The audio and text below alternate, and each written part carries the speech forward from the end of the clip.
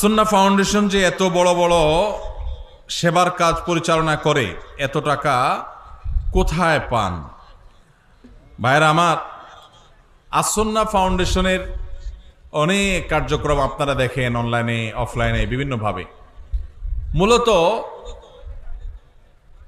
একটা প্রজেক্ট বাস্তবায়ন করতে আমরা যে পরিমাণ টাকা খরচ করি, অনেকে মনে করেন এর চাইতে অনেক বেশি টাকা লাগে।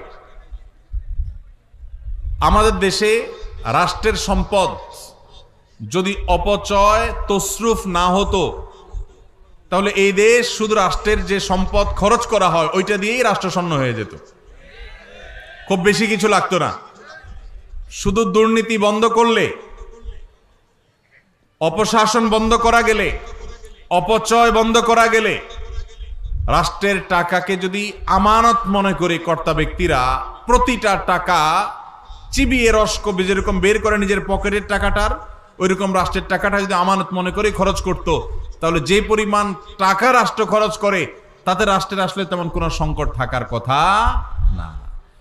আমরা ক্ষুদ্র সেবামূলক কাজ করে আমরা দেখেছি যে একটা প্রজেক্টে 20-50 লাখ টাকা দিয়ে কত যে কাজ করা যায়, কত যে পরিবারকে স্থায়ীভাবে তাদের দারিদ্র্য বিমোচন করা যায়, অথচ শত শত হাজার কোটি টাকা চলে যায় আমাদের ছোটখাটো প্রজেক্টে। তো সেইগুলা যদি আমরা রোধ করতে পারতাম তাহলে আসলে টাকা অনেক বেশি লাগতো না। আসুন্নাহ ফাউন্ডেশন যে শত শত কোটি টাকা নিয়ে বসে আছে আর খরচ করে, আসলে তা কিন্তু না। মূলত প্রথমত আল্লাহর বরকত, দ্বিতীয়ত হলো আমাদের একটা দীপ্ত শপথ আছে, সেটা হলো নিজের পকেটের টাকা খরচ করতে এত চিন্তা করব না, মানুষের দানের টাকা খরচ করতে যতবার চিন্তা করব। এবং আল্লাহর ফজলে সেজন্য আল্লাহ তাআলা বরকত দেন।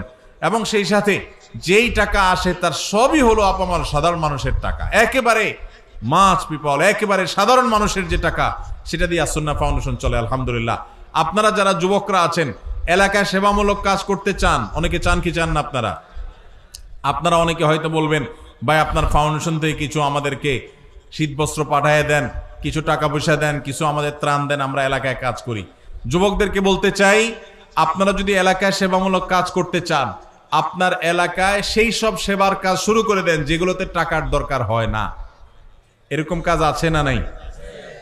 আপনার এলাকাতে একটা রাস্তা ভাঙা, আপনারা 4-5 যুবক মিলে সেই রাস্তাটা, ভাঙা রাস্তাটা মেরামত করে দেন শারীরিক পরিশ্রম করে। সম্ভব কি সম্ভব না?